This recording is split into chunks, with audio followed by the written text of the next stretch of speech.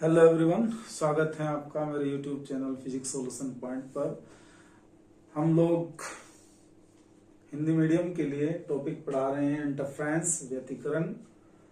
और इस चैप्टर की ये हमारी चौथी वीडियो है। कल हमने इससे पहली वीडियो नंबर 3 में अपलोड किया था व्यतिकरण फ्रिंज की चौड़ाई का सूत्र beta is equal to D lambda by D. ये वाला आर्टिकल हमने स्थापित कराया था कल। तो आपको बताना ये चाह रहे हैं, हम दो क्वेश्चन कराने वाले हैं आज भी फ्रिंज विड्थ पर ही आधारित हैं या संपोषी और विनाशी व्यतिकरण की घटना पर ही आधारित हैं। एक ये क्वेश्चन देखिएगा, कल हम लोगों ने जो ये आर्टिकल स्थापित किया था beta is equal to D lambda by D, यदि आपने वीडियो देखी है तो आपको पता होगा। और यदि आप पहले ये वीडियो देख रहे हैं पहली बार तो आपसे मैं रिक्वेस्ट करूंगा कि इसको समझने के लिए पहले ये वीडियो देख लीजिए आप, जो चैनल की प्लेलिस्ट पर पड़ी हैं। अब क्वेश्चन ये है कि यंग का डबल स्लिट एक्सपेरिमेंट, यहाँ पे ये अरेंजमेंट शो किया गया है। S1 S2 स्लिट होगी, S1 स्लिट S2। ये एक वर्णी प्रकाश स्रोत है S, और S1 से और S2 से चलने वाली जो द्वितीयक तरंगिकाएं हैं, सेकेंडरी वेवलेट हैं, वो बिंदु P पर पहुंच रही हैं एज शोन इन फिगर। और इस अरेंजमेंट से स्क्रीन पर्दे की जो डिस्टेंस, इसे पर्दा मान लेते हैं XY, स्क्रीन हो गया ये डिस्टेंस हम लोग शो कर देते हैं कैपिटल D। अब क्वेश्चन क्या कहता है? क्वेश्चन ये कहता है यदि यंग डबल स्लिट प्रयोग में S2 का मीनिंग ये वाली डिस्टेंस एंड S1 इसके बीच का जो डिफरेंस है, जिसे हम पाथ डिफरेंस कहते हैं, SS2 minus SS1 equal to lambda by 4 हो, तो संपोषी तथा विनाशी व्यतिकरण की शर्त प्राप्त कीजिए और फ्रिंज की चौड़ाई का सूत्र भी ज्ञात कीजिए। और ये बताइए जो सेंट्रल फ्रिंज O पर बनेगी वो O के ऊपर होगी, O से ऊपर बनेगी या नीचे बनेगी इन द गिवन कंडीशन, इस स्थिति में। तो बेटा कैसे करना है? कल हम लोगों ने आपको प्रूफ करके बताया था कि S2 और S1 से चलने वाली तरंगों के बीच का जो पथांतर है वो क्या आया था हमारा, इसको नाम दिया था हमने यहां से यहां तक का P। दिस इज P, ये पथांतर P। तो आज हम लोगों को प्रूफ करके दिखाना है या वो कंडीशन प्राप्त करनी है हमें कि इनके बीच का जो पथांतर है, उस पथांतर के आधार पर हमें संपोषी और विनाशी व्यतिकरण की शर्त ज्ञात करनी है। तो इसका आंसर कैसे करेंगे, उत्तर शुरू करते हैं। बहुत अच्छा क्वेश्चन है, मे बी इंपॉर्टेंट, और 2020 में ये बोर्ड एग्जाम में आ चुका है, तो आपको तैयारी करनी चाहिए इस क्वेश्चन की। तो यहाँ बात करते हैं चित्र से, क्योंकि हमें सब कुछ अरेंजमेंट में दिया हुआ है, हमें ये कोई डिस्क्राइब नहीं करना है S1 S2 क्या है, क्योंकि इसने यंग डबल स्लिट एक्सपेरिमेंट में बताया है। तो अब हम यहाँ देखते हैं चित्र से, अगर हमें पथांतर निकालना हो किस किस के बीच, S2 से चलने वाली तरंग P पर पहुंचेगी और S1 से चलने वाली तरंग किस पे जाएगी, वो पहुंचेगी P पर। तो यहां चित्र से अगर पथांतर बात करी जाए, पथांतर P बराबर क्या होगा, वो होगा हमारा S2P minus S1P। This is the first equation. चित्र से चल रही बात, पथांतर P it is equal to क्या आएगा, S2P माइनस S1P। अब हमें क्या करना है, देखो हमें देखना है अब कुल पथांतर या टोटल पाथ डिफरेंस कहेंगे इसको, कुल पथांतर। कैसे देखना, इस लाइट को पहले S से S2 पे जाना, फिर S2 से P पे जाना, तो वी हैव ले चलेंगे हम equal to S2P plus S2 plus S2P, और इसमें से सब्ट्रैक्ट करेंगे ये वाला S1 जिसका टोटल पाथ है लाइट का, और प्लस का S1P। देखिए सीधी सी बात है, हम पहले तो ये बता देते हैं कि हमने पथांतर S1 और S2 के बीच जो प्रकाश की तरंगें चल रही हैं उनके बीच का पथांतर हमने माना है P, जो किसके इक्वल है, वो S2A के इक्वल है। चित्र में हम दिखा सकते हैं। S2A को हमने नाम दिया है P, P it equal to S2P minus S1P। This is the equation number 1। अब हम देखिए P पर प्रकाश की S से चलने वाली तरंग के लिए पथांतर ज्ञात करना चाहते हैं, और S से चलने वाली तरंग के लिए वाया S1P तक जो तरंग जा रही है उसके लिए पथांतर फाइंड करते हैं। तो नेट पथांतर कैसे होगा, एक रेज यहां से गई, यहां से क्या होगा, ये सेकेंडरी वेवलेट चलेगी और यहां तक जाएगी। तो कुल पाथ कितना होगा, S2 plus S2P minus S1 plus S1P। अगर हमें पाथ डिफरेंस देखना तो इन दोनों को क्या करना पड़ेगा, सब्ट्रैक्ट करना पड़ेगा, और इससे हमारी एक टर्म बनेगी SS2 minus SS1 plus S2P minus S1P। ध्यान दीजिए ये वाली वैल्यू किसके बराबर बताई, क्वेश्चन में दिया है ये λ/4 के, तो इसे लिखिएगा आप λ/4 एंड प्लस इसे क्या माना आपने, पथांतर, इसको माना है P बाई इक्वेशन नंबर 1। कहां से यूज कर रहे हैं हम, यूज इक्वेशन नंबर 1। तो हमारा नेट पथांतर आया, इसलिए टोटल पाथ डिफरेंस, जिसे कुल पथांतर बोलेंगे, पाथ डिफरेंस कितना आया, नेट पथांतर, कुल पथांतर, टोटल पाथ डिफरेंस कितना बना, से P डैश नाम दे देते हैं, और इट इज इक्वल टू क्या बना, λ/4 प्लस का P। अब देखते हैं हम यहां पर एक बात, ये हमने बिना संपोषी और विनाशी व्यतिकरण को मानते हुए बिंदु P तक S और S से चलने वाली प्रकाश तरंगों के बीच का पथांतर फाइंड किया। P dash is equal to λ/4। आप इसे नोट कर लेंगे, देख लीजिए।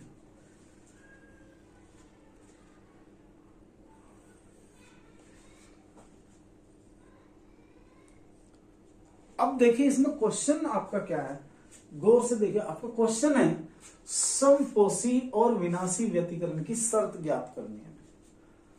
समपोषी और विनाशी व्यतिकरण की शर्त हम ये मान के चलते हैं, अब डालेंगे यहां पर हम, ये हम ध्यान रखेंगे कि हमारा जो प्रभावी पथांतर है, टोटल पाथ डिफरेंस है, वो कितना आया है, वो आया है हमारा P dash is equal to P dash is equal to कितना बना, λ/4 प्लस स्मॉल p। तो बात करते हैं यहां से नंबर 1। अब लिखेंगे, अब समपोषी व्यतिकरण के लिए,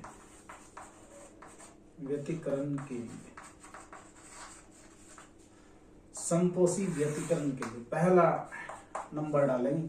मैं थोड़ा साफ कर दूं यार, इसे बहुत गंदा हो रहा है। अब बात करते हैं समपोषी व्यतिकरण की। क्योंकि हम जानते हैं, यहां मान लेते हैं, क्योंकि हम जानते हैं समपोषी व्यतिकरण के लिए, समपोषी व्यतिकरण के लिए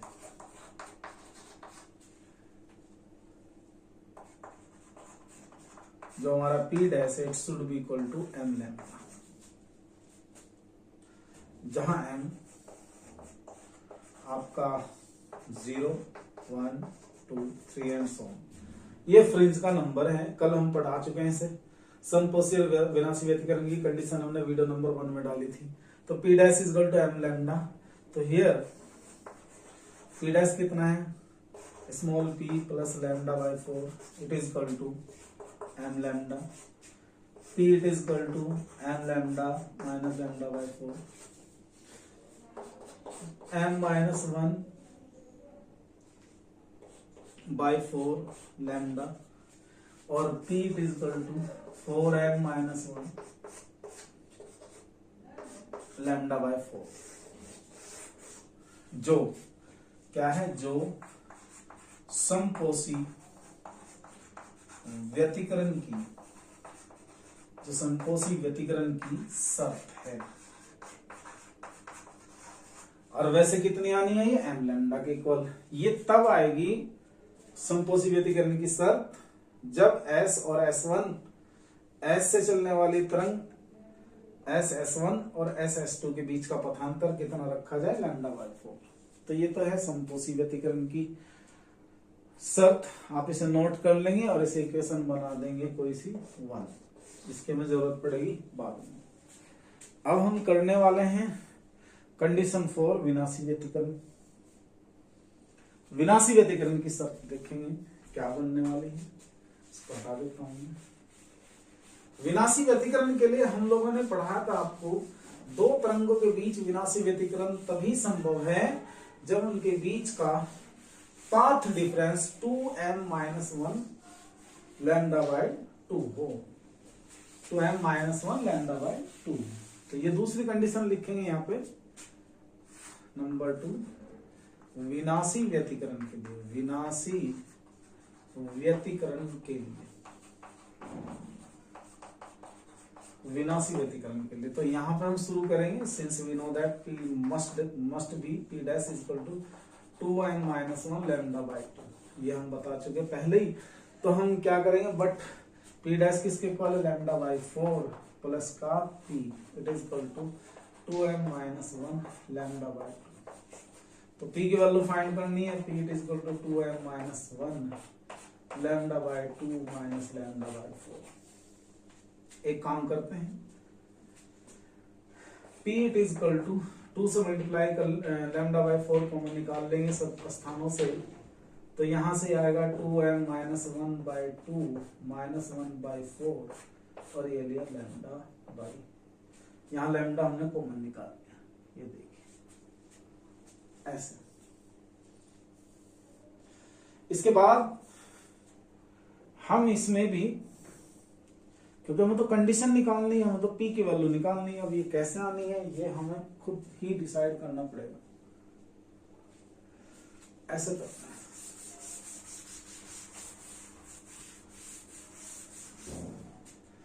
P it is equal to क्या बना, 2 से मल्टीप्लाई कर लीजिए, 2 से डिवाइड कर लीजिए। 2 से मल्टीप्लाई करेंगे तो ये बनेगा 4m minus 2 divide by 4 minus 1/4 lambda. क्या करना हमको, P it is equal to 4m minus 2 minus 1 λ/4। P it is equal to 4m minus 3 λ/4। ये होगी आपकी विनाशी व्यतिकरण की शर्त। ये किसकी शर्त बनेगी, विनाशी व्यतिकरण की शर्त। आप इसको नोट कर लें, इक्वेशन नंबर बनेगी 2। हमारा 2 क्वेश्चन बन चुके हैं बेटे। एक तो बना है संपोषी व्यतिकरण की शर्त, यदि समीकरण नंबर 1, और एक बना हमारा विनाशी व्यतिकरण की शर्त, समीकरण नंबर 2। अगर हमें यह पता करना हो कि आपकी जो सेंट्रल फ्रिंज है वो O से ऊपर बनेगी या नीचे, तो उसके लिए हमें समीकरण 1 में m का मान 0 रखना पड़ेगा। समीकरण 1 में m का मान 0 रखना पड़ेगा। आप इसमें m का मान 0 नहीं रख सकते क्योंकि ये विनाशी व्यतिकरण संपोषी व्यतिकरण के बाद होता है। तो अगर हमें सेंट्रल फ्रिंज ढूंढनी हो तो हम संपोषी व्यतिकरण की शर्त में m की वैल्यू क्या रख देंगे, 0। तो अब यहाँ पे तीसरी कंडीशन हम दिखाएंगे आपको, इसको नोट कर लें आप पहले तो।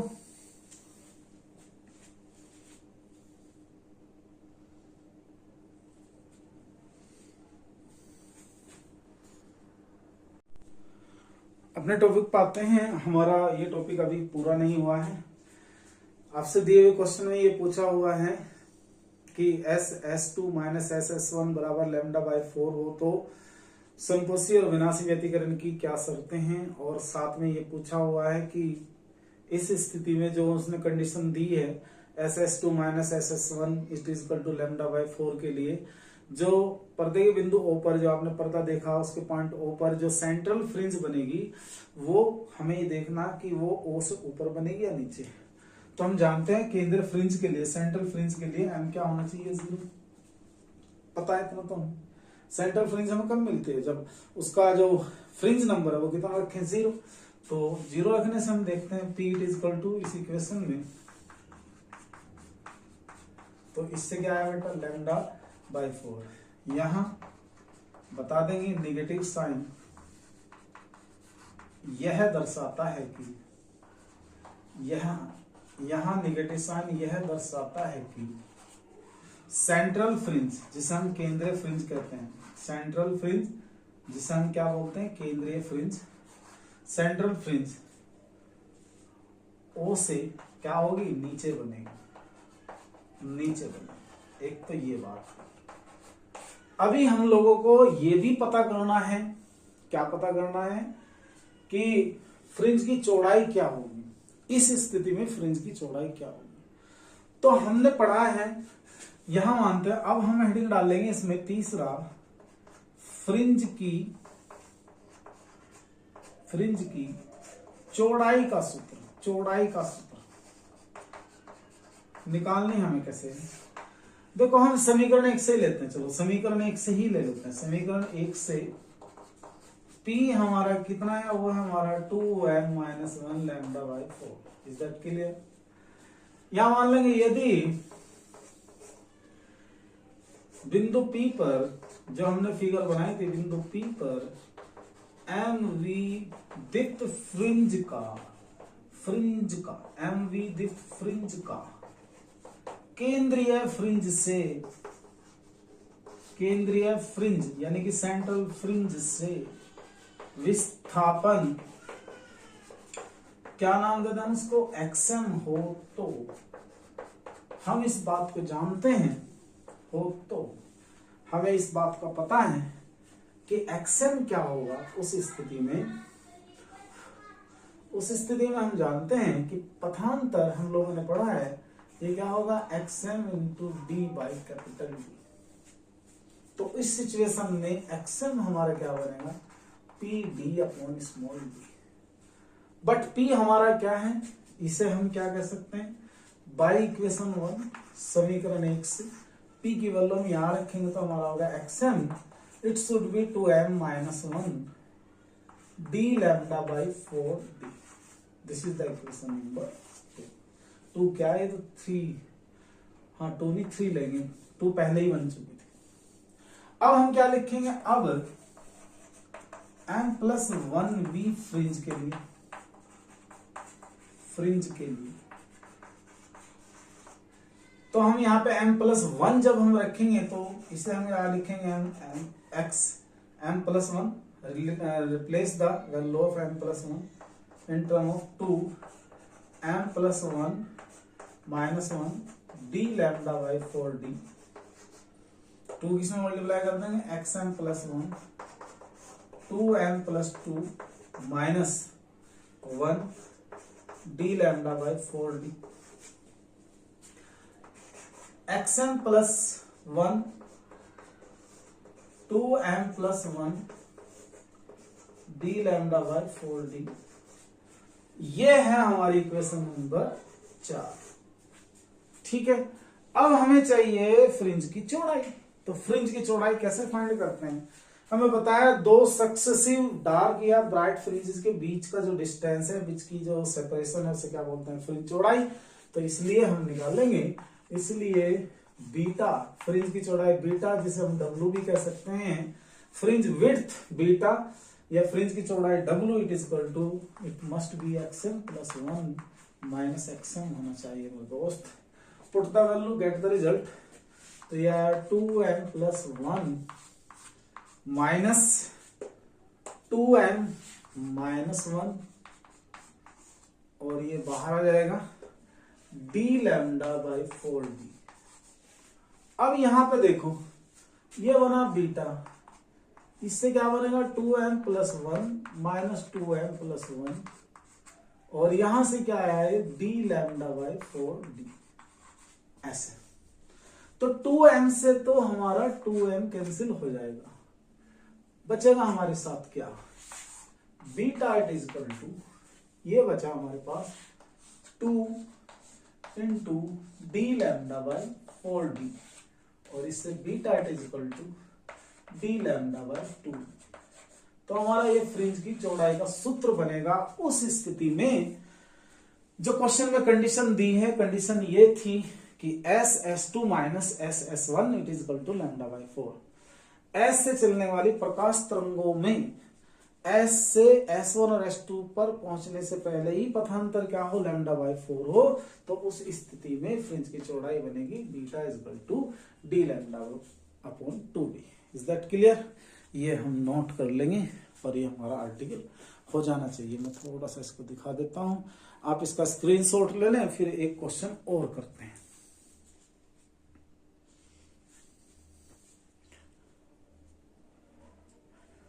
Okay bro, next question.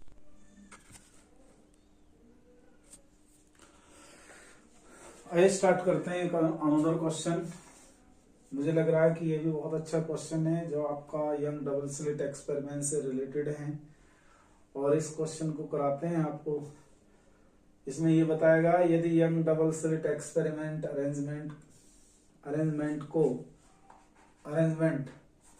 यदि young double slit experiment arrangement चित्र की भांति हो तो, मतलब यह है यदि यंग के दिक् रेखा चित्र प्रयोग की व्यवस्था चित्र की भांति हो तो पर्दे के बिंदु P पर कौन सी तरंग दिखाई देगी और कौन सी तरंग दिखाई नहीं देगी। मतलब यह है कि पर्दे के बिंदु P पर कौन सी तरंग दिखाई देने का मतलब है कि वहां पर समपोषी व्यतिकरण किन किन तरंग दैर्घ्य के लिए होगा, और ना दिखाई देने का अर्थ है कि विनाशी व्यतिकरण किस किस तरंग दैर्घ्य के लिए होना है। तो अब हम बात करते हैं, हम अभी तक जो हमने जितने भी आर्टिकल किए हैं यंग डबल स्लिट एक्सपेरिमेंट से रिलेटेड, हम सब में एक चीज देखते हैं, वो ये है कि S1 और S2 से चलने वाली प्रकाश तरंगों के बीच पथांतर फाइंड करते हैं। सबसे पहले हमें क्या फाइंड करना होता है बेटा, पथांतर फाइंड करना होता है। तो पथांतर कैसे निकालेंगे, निकालते हैं, सॉल्यूशन स्टार्ट करते हैं। चित्र से तरंगों के बीच पथांतर, जिसे नाम देंगे हम, कुछ भी कह देंगे P क्या आएगा, it must B S2P minus S1P। अब S2P निकालने का अर्थ है क्या निकाला जाए, ये देख रहे हैं ये 90 डिग्री का एंगल है हो गया, और इसमें ये इसका आधार हो गया, ये इसके लिए लंब का काम कर रहे होगा कर्ण। तो हम इसे लिख सकते हैं P it is equal to S1 S2 का स्क्वायर प्लस S1P का स्क्वायर की whole power 1/2 and minus S1P। यही तो है वहां पथांतर। तो बात करते हैं पथांतर की, it should be P it is equal to S1 S2 कितना है B का स्क्वायर, S1P कितना है वो है स्मॉल d का स्क्वायर 1/2 माइनस S1P कितना है आपका D। आप जरा नोट करें इसे।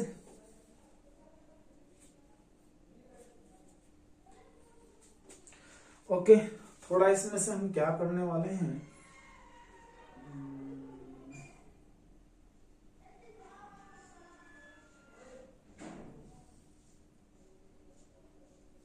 P इज इक्वल टू,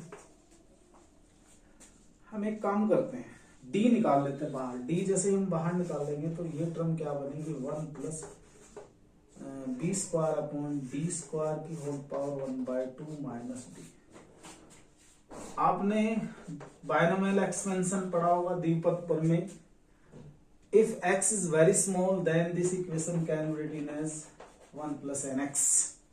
तो इसमें भी हम वही करेंगे। तो P it is equal to हमारा ये बनना चाहिए D 1 plus 1/2 B square D square and minus D के अंदर मल्टीप्लाई कर लेंगे तो it become D plus 1/2 B square by D minus by D। क्योंकि इस d से पावर कैंसिल हो जाएगी तो इससे कैंसिल हुआ, तो p it is equal to 1/2 b square upon d square. ये हमने पथांतर निकाला है दी हुई फिगर से, बिना इस बात को जाने कि p पर समपोषी व्यतिकरण है या विनाशी व्यतिकरण है, बिना इस बात को जाने कि p पर कौन सी तरंगदैर्घ्य दिखाई देगी और कौन सी तरंगदैर्घ्य हमको दिखाई नहीं देगी। तो आप इसको जरा नोट कर लें, p equal to 1/2 b square upon d square.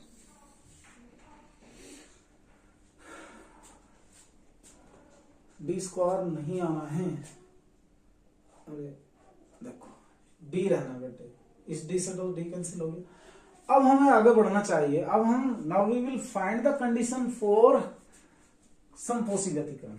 समपोषी व्यतिकरण की शर्त फाइंड करनी है, तो हम यहां से शुरू करते हैं। पहली कंडीशन लेंगे, इसमें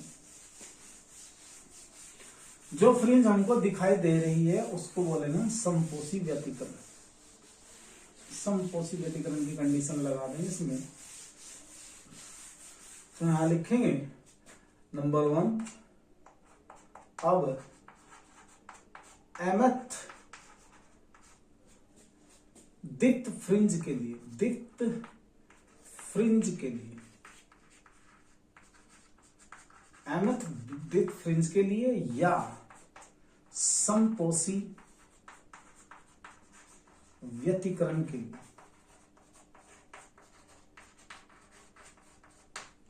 या और भी बता सकते हैं mth तरंगदैर्घ्य के लिए, कोई भी नाम लिख देंगे आप तो इससे हमारी टर्म बनेगी तरंगदैर्घ्य के लिए। तो हम जानते हैं कि अगर पर्दे के बिंदु P पर mv द्वित फ्रिंज बन रही हो तो इस कंडीशन में हमारा P होगा m लैम्डा के इक्वल में भाई। तो put the value m lambda, P हो गया हमारे पास b स्क्वायर अपॉन 2d और it is equal to m lambda, और हमें तो लैम्डा चाहिए, तो lambda it is equal to क्या होगा b स्क्वायर अपॉन 2md। यहाँ पुट कर देंगे हम, यहाँ m is equal to 1 2 3 and so on. इससे हमारी इक्वेशन बनेगी b square upon 2d, b square upon 4d, b square upon 6d and so on. ये तरंगे हमें पर्दे के बिंदु P पर दिखाई देंगी अगर पॉसिबल हो बिंदु P पर समपोषी व्यतिकरण हो रहा है उस स्थिति में, तो ये तरंगे हमें पर्दे पर दिखाई देंगी। दूसरी कंडीशन नंबर 2, दूसरी कंडीशन है, ऐसे ही लिखेंगे उसे नंबर 2। अब mth अधिक फ्रिंज के लिए, डार्क फ्रिंज के लिए, mth डार्क फ्रिंज के लिए, अधिक फ्रिंज के लिए, अब mth डार्क फ्रिंज के लिए या अधिक फ्रिंज के लिए हमने पढ़ा है P should be equal to 2m minus 1 lambda by 2। तो put the value of P, P की वैल्यू कितनी है b square upon 2d, 2m minus 1 lambda by 2, 2 से 2 कैंसिल हो गया, तो हमें तो लैम्डा निकालना, तो लैम्डा होगा हमारा b square upon 2m minus 1d। Lambda is equal to b square upon 2m minus 1d। Put कर दें इसमें, put m is equal to 1 2 3 and so on. तो वी विल फाइंड, जब हम m 1 रखेंगे तो हमारी टर्म होगी b स्क्वायर अपॉन d, जब 2 रखेंगे तो हमारी टर्म आएगी b स्क्वायर अपॉन 3d, जब हम 3 रखेंगे तो हमारी टर्म बनेगी b square upon 5d and so on. तो ये सब कंडीशन किसके लिए होंगी, विनाशी व्यतिकरण की होंगी, और ये तरंगदैर्घ्य आपको पर्दे पर दिखाई नहीं देंगी अगर P पर हमारा हो रहा है क्या बोला, समपोषी व्यतिकरण। जब समपोषी व्यतिकरण होगा तो ये तरंगे पर्दे पर दिखाई नहीं देंगी। अगर पर्दे के बिंदु P पर विनाशी व्यतिकरण हो रहा है तो ये तरंगे वहां पर दिखाई देंगी। ये मेरे दोनों आज टॉपिक कंप्लीट हो गए हैं। कल मैं फिर इसी के अदर टॉपिक लेकर आऊंगा। आशा करता हूं कि आपको ये क्लियर हुआ होगा। मेरा प्रयास है कि मैं आपकी ऐसे ही सेवा करता रहूं, इसी आशा के साथ thanks for watching, thanks for being us, good bye.